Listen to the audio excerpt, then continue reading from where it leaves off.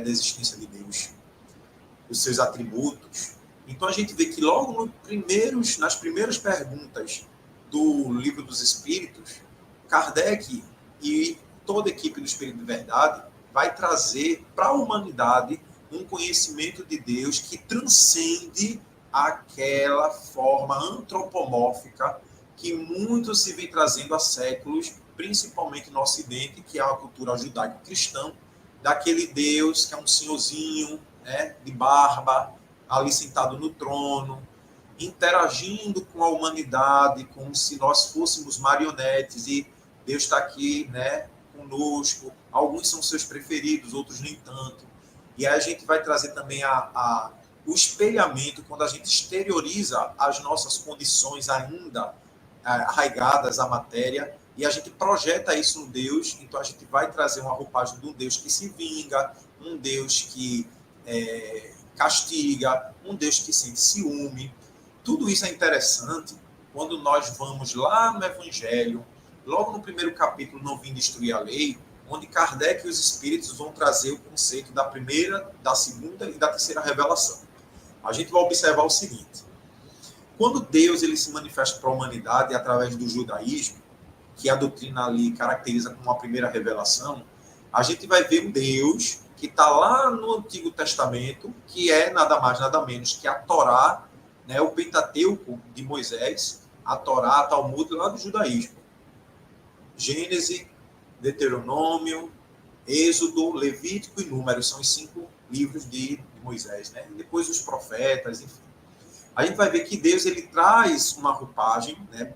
O Antigo Testamento traz uma roupagem de Deus, um Deus bélico, né? Um Deus do povo de Israel, daquela tribo de Judá, que tinha como preferido aquele povo e colocava todos os outros povos como opositores. A gente vai ver muito essa perspectiva desse Deus, como Moisés traz, como ele configura. E é interessante porque o próprio Emmanuel, né, na sua obra Fonte Viva, Pão Nosso, Caminho, Verdade e Vida, ele vai trazer em muitos momentos essa ideia de que Moisés era um legislador e ele ali estava lidando com pessoas altamente ainda embrutecidas, materialistas, pessoas que eram muito ainda apegadas às coisas da terra. Não que nós não sejamos, mas na época de Moisés isso era muito forte, a essência primária do ser humano, né, primitiva. Então era necessário que Moisés impusesse para aquele povo um Deus que trouxesse assim, essa autoridade do eu mando e você obedece. Se não obedece, é castigado. Quando se passa para o segundo momento, né, essa projeção do divino para a humanidade através do Cristo, né, através do Evangelho, da Boa Nova, a gente vai ver já no Novo Testamento, que são os Evangelhos, mais as Epístolas e mais o Apocalipse de João, a gente já vai ver Deus sendo trazido por Jesus com uma roupagem diferente. Já vai ser um Deus de misericórdia, um Deus que ama, que perdoa, um Deus que não é mais o Deus do povo de Israel, já é um Deus da humanidade. Quando Jesus, na casa de Pedro, ensina aos discípulos a orar o Pai Nosso, e ele coloca ali as pessoas, a partir do momento que elas juntas oram Pai Nosso, elas se colocam em condições de filhos de um único Deus, ou seja, Pai de toda a humanidade. Veja que interessante.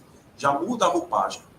Passados-se os séculos, quando o Espírito de Verdade, lá no Evangelho de João, promete que iria enviar o Consolador para relembrar tudo o que foi dito e falar de coisas novas, e chega o advento do Espiritismo, através de toda aquela manifestação das mesas girantes, que foi prontamente investigado por Kardec, codificado lá nos livros. Quando chega a doutrina, nós vamos ter essa visão de Deus, um Deus do universo. Não é mais um Deus de um povo, não é mais um Deus da humanidade, é um Deus do universo. E que é imaterial, é soberanamente justo e bom, onipotente, onipresente, onisciente. É mais do que infinito. E Kardec vai perguntar ali qual a prova da existência de Deus. Antes da gente trazer essa ideia da prova da existência de Deus, é interessante a gente só fechar essa reflexão de como Deus ele vai se exteriorizar para a humanidade em 3 momentos, nas 3 revelações diferentes. Os jovens do Regeneração questionaram dizendo o seguinte: então quer dizer que Deus muda? Mas lá no Livro dos Espíritos fala que ele é imutável. A questão não é que Deus muda, mas a compreensão de que nós temos dele é que evolui conforme o espírito progride. Quanto mais a gente evolui, quanto mais a gente desenvolve o nosso lado moral, espiritual e intelectual, nós espíritos vamos compreendendo o sagrado, o divino, de forma mais depurada. Como lá em Moisés nós éramos muito embrutecidos, muito primários, nós precisávamos ter essa interação com Deus de uma forma mais rigorosa. Quando chegamos em Jesus, a gente já se acalenta com aquele Deus que é Pai de toda a humanidade, que perdoa, que tem misericórdia. Quando nós já chegamos aqui no Espiritismo, nós já vamos ver um Deus universal, um Deus do cosmos, um Deus que é uma inteligência, não é uma pessoa, é uma inteligência. Essa perspectiva traz para nós o seguinte, de que quanto mais nós progredimos, mais nós vamos nos aproximando lentamente, pouco a pouco, da intenção de Deus, de criar essa aliança com Deus. Kardec vai perguntar qual a prova da existência de Deus, e a resposta é uma resposta bem interessante, porque vai trazer para nós uma reflexão muito grande e aí causa o impacto de uma consequência forte daqueles que creem em Deus numa perspectiva espírita. Porque os espíritos vão dizer a Kardec que em um axioma que vossa razão responde, olhar em tudo em sua volta, aquilo que não for obra do homem, não é obra do acaso.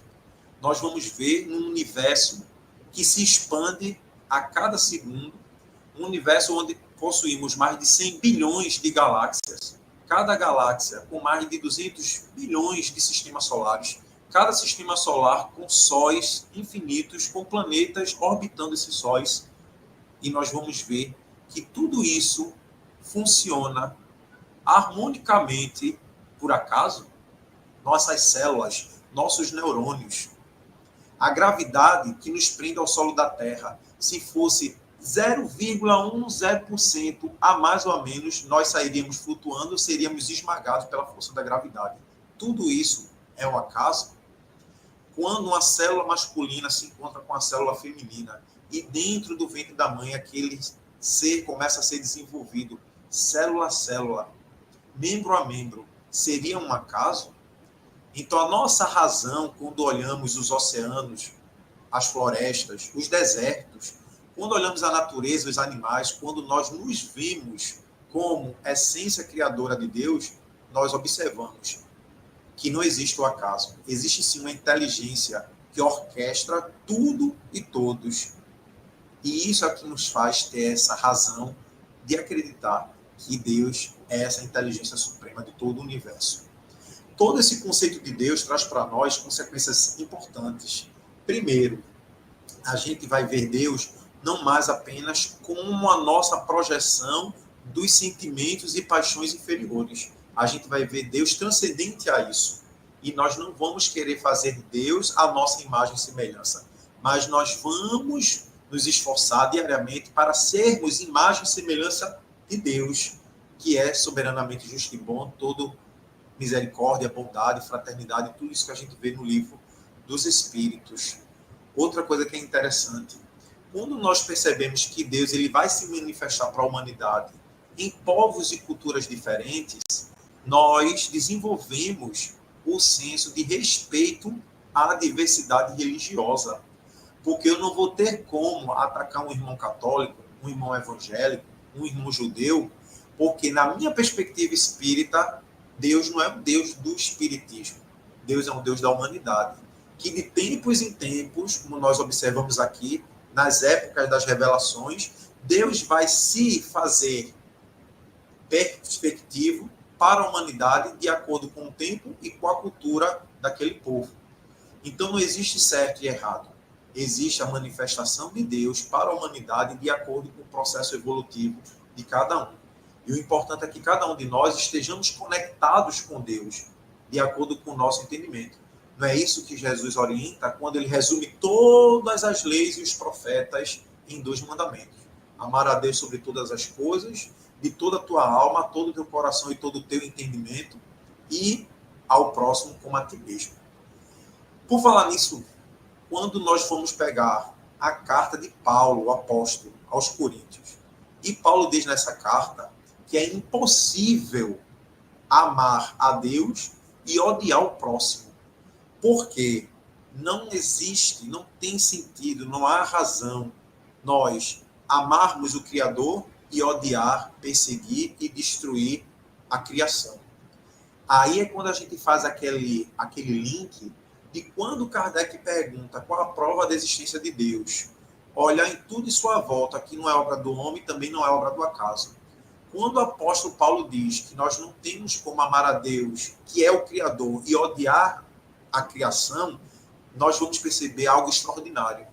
Que cada um de nós, seres humanos, cada ser, cada princípio inteligente que pulsa nos animais, nas plantas, cada vida que respira nesse planeta não é obra do acaso. Logo, é manifestação de Deus, é uma centelha divina, porque é criação desse Criador. Por isso que Jesus vai dizer que amar o próximo como a si mesmo, e se colocando o próximo como uma centelha divina, é a mesma coisa de amar a Deus.